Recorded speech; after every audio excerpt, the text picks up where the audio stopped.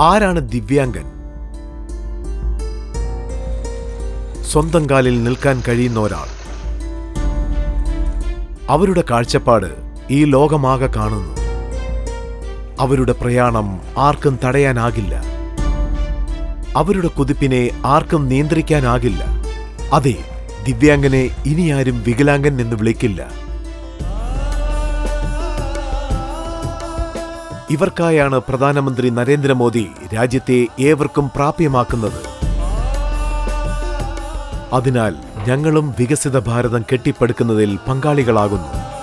21वीं सदी में भारत की अर्थव्यवस्था में दिव्यांग जनों के कौशल को, उनकी प्रोडक्टिविटी को राष्ट्र के विकास में अधिक से अधिक हिस्सेदार होना जरूरी है.